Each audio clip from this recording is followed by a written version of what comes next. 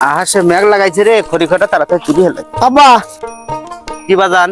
আব্বা ওই সামনে ঈদ, আমার বন্ধুরা সবাই মার্কেট করে যাচ্ছে, 10,000 টাকা দাও, ওর সাথে আমি মার্কেট করে যাবো। 10,000 টাকা? আমার কাছে অত টাকা নাই তো বাজান। তোর মা অসুখা পড়ে লইছে, ওষুধ কিনবে পারতেছি না, তোকে এত টাকা আমি কোনতে দেবো? এই যে গান খাওয়া শুরু করে দিল।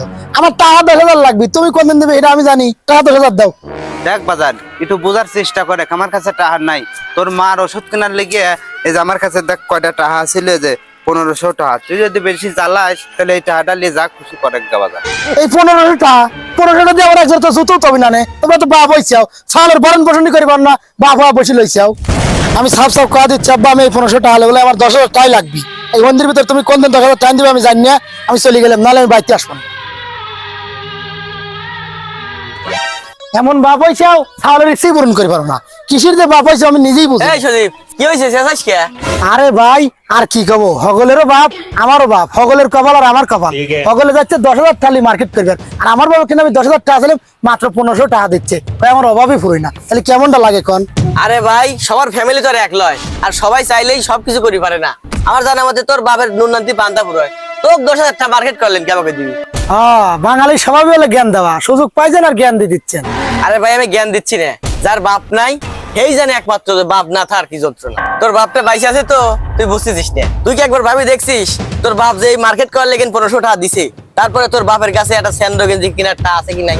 শোনেন ভাই, আবেগ দ্বিগুণ জীবন চলে না। আমি যদি মার্কেটে যদি না করি পারি, তাহলে বন্ধু বান্ধবের সাথে আমি নামাজ পড়ে যাও না কেবা করিয়া, আর গর্বই নেবা কেবা করিয়া। আমি বুঝেছি, তোকে আমি এভাবে বুঝতেই পারবো না। তুই আমার সাথে আয়, আমি তোকে বাস্তব কিছু জিনিস দেখাচ্ছি। ওই দেখ,